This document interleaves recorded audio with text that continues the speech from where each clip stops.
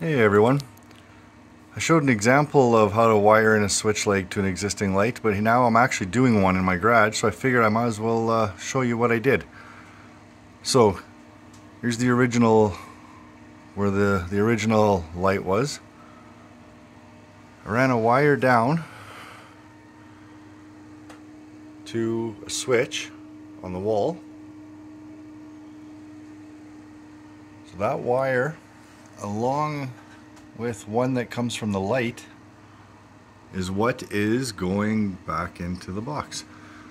I had to buy an extension ring to extend it down since you can't get up inside, and I didn't want to actually go from the top, so to make it easy and surface mount, and I don't care what it looks like in the sense of a garage, just want to make it safe.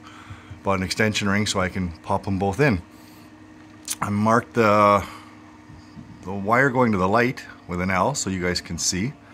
So what I did to wire it up is, let me just get my arm a little steady here. First off is you take all your grounds, bang them together, and tuck them out of the way. All grounds go to ground. Once that's done, now you're left with your hot and neutrals. So here is the hot.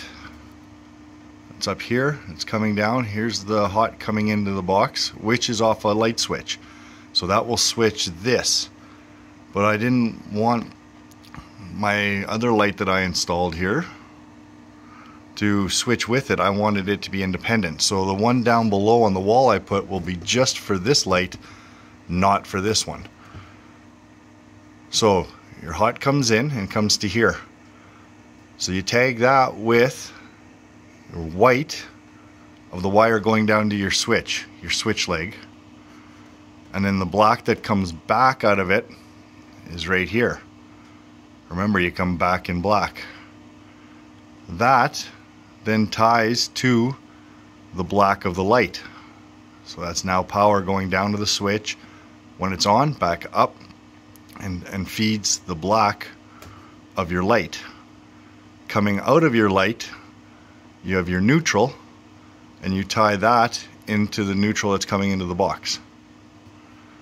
So that will wire up your switch leg. And now to continue to make this work, the one that's here, you take that hot and neutral and put it basically to the hot and neutral that are coming in your black and white into the box, because that one coming into the box is already switched.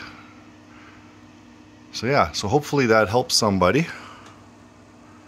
It's one thing to explain it on the bench, but to actually see it in practice sometimes makes a little more sense. So